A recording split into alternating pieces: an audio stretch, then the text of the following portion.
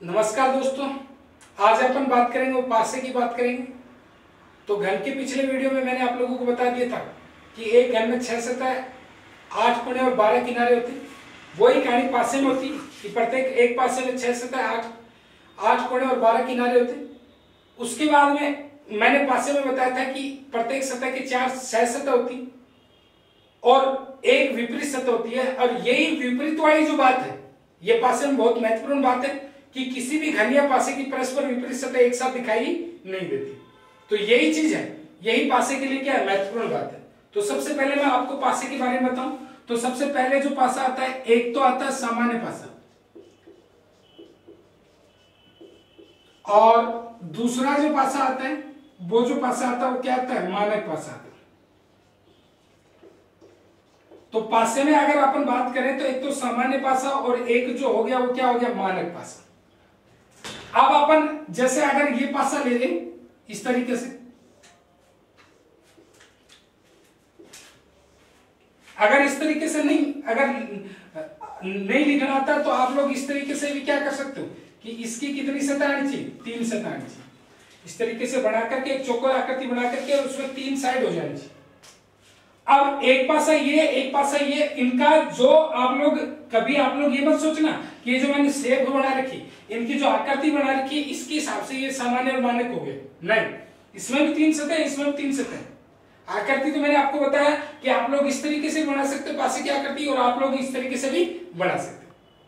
अब मैं यहाँ पे पॉइंट रख रहा हूं, तो यहाँ पे 1 रख दिया, यहाँ पे 5 रख दिया और यहाँ पे 6 रख दिया, यहाँ पे 3 रख दिया, यहाँ पे 2 रख दिया और यहाँ पे 6 रख दिया। अब दोस्तों इसमें 1, 5, 6 रख दिया, इसमें 3, 2 और 6 रख दिया।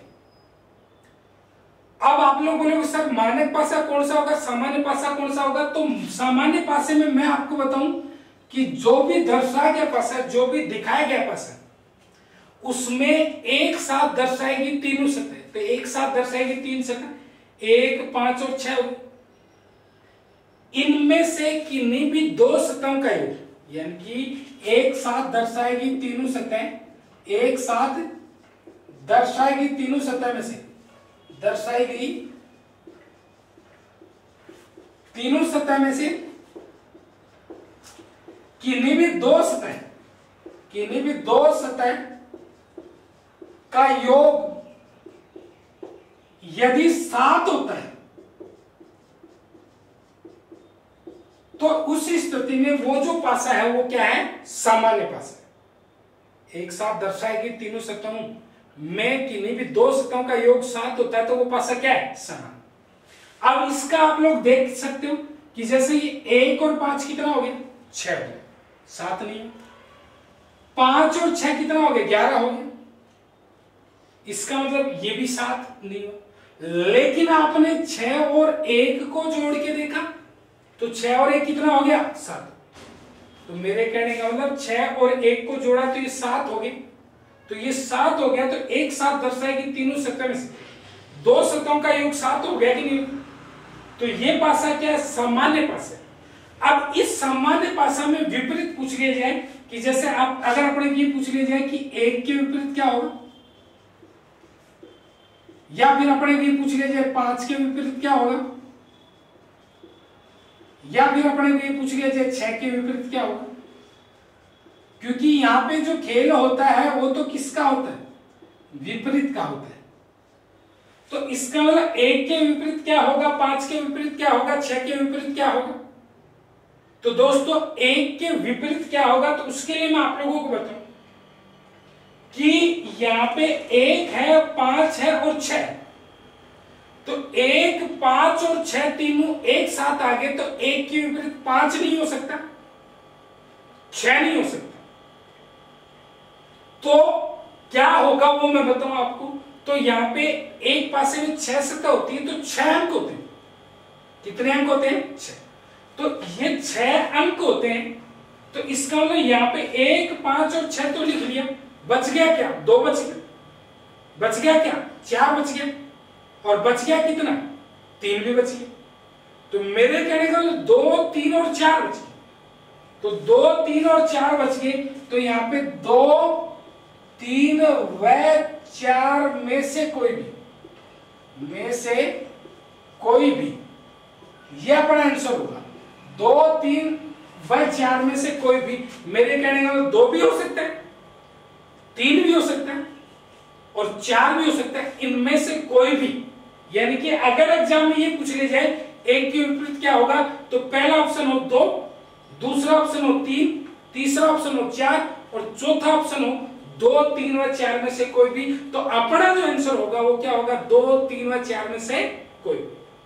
ठीक, उसके बाद वो 5 के विपरीत पूछ लीजिए, तो 5 के विपरीत भी वही कहानी होगी, 2, 3 व 4 में से कोई भी। इन तीनों में से कोई भी हो सकता है 5 के विपरीत भी, तो 2, 3 व 4 में से कोई भी। अगर अपने ये पूछ लीजिए 6 के विपरीत क्या होगा, तो वो भी 2, 3 व 4 में से क्या होगा, कोई भी। तो इस तरीके से अपन जो है, मेरे कहने का मतलब 1 के विपरीत भी निकाल सकते हैं, 5 के विपरीत भी निकाल सकते हैं और 6 के विपरीत भी निकाल सकते हैं। 1 के विपरीत पूछ लिया जाए तो 2, 3 व 4 में से कोई भी, 5 के विपरीत भी पूछ लिया जाए तो 2, 3 व 4 में से कोई भी, और अगर 6 के विपरीत पूछ लिया जाए तो 2, 3 व 4 में से कोई भी। ये बात आ गई किसकी, सामान्य पासे। तो सामान्य पासे में मैं आपको एक बार दोबारा रिपीट कर देता हूं कि दर्शाए गए पासे में एक साथ दर्शाएगी तीनों सतह में से किन्हीं भी 2 सतहों का योग 7 होता हो तो वो पासा सामान्य। और उसमें विपरीत क्या होगा कि ये जो 3 सतह दे रखी, इनके अलावा जो 3 सतह होगी वो किसी के भी विपरीत हो सकती है। उसके बाद में बात आती है मानक पासे की। तो मानक पासे में क्या होता है कि दर्शाए गए पासे में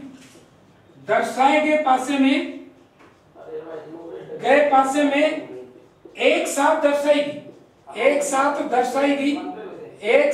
दर्शाई गई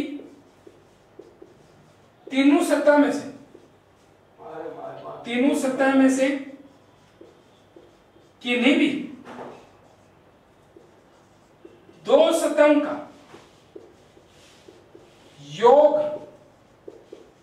7 नहीं होता, किन्हीं भी 2 सतहों का योग 7 नहीं होता। उसमें 7 होता था, इसमें 7 नहीं होता, तो वह पासा क्या होता है, मानक पासा, स्टैंडर्ड पासा। अब मानक पासे में क्या होता है, परस्पर विपरीत सतहों का योग क्या होता है, 7। मानक पासे में परस्पर विपरीत सतहों का योग क्या होता है, 7। परस्पर विपरीत सतहों का योग 7 होता है। परस्पर विपरीत सतहों का योग कितना होता है, 7। ये जो कहानी है ये कितनी है, ये किसकी है, मानक पासे की। तो मेरे कहने का मतलब एक साथ दर्शाएगी तीनों सतह में से किन्हीं भी 2 सतहों का योग यदि 7 नहीं होता है तो वो पासा क्या होता है, मानक पासा। और मानक पासे में परस्पर विपरीत सतहों का योग कितना होता है, 7। अब मैं आपको यहाँ पे बताऊं कि 2 और 3 देखा तो कितना हो गया, 5।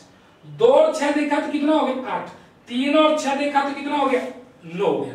तो मेरे कहने का मतलब किन्हीं भी 2 सतहों का योग 7 नहीं हो रहा। अब किन्हीं भी 2 सतहों का योग 7 नहीं हो रहा तो ये क्या, मानक पासा है। और इस मानक पासे में अगर अपने ये पूछ लिया जाए कि 2 के विपरीत क्या होगा, तो 2 के विपरीत क्या होगा, तो 2 के विपरीत क्या होगा, 5।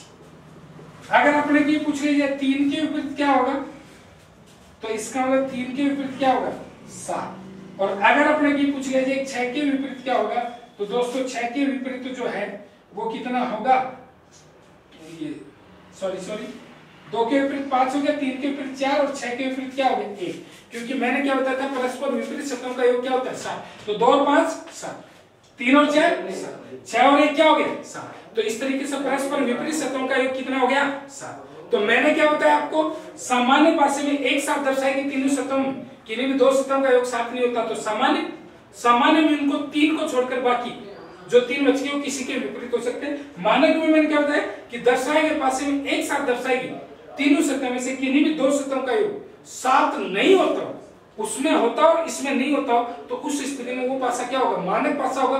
और मानक पासे में परस्पर विपरीत सतहों का योग जो होता है वो कितना होता है, 7। तो इस तरीके से अपन सामान्य और मानक पासे के बारे में देख सकते हैं। अगर आपको वीडियो अच्छा लगे तो चैनल को लाइक शेयर सब्सक्राइब करना नहीं भूलिएगा। धन्यवाद।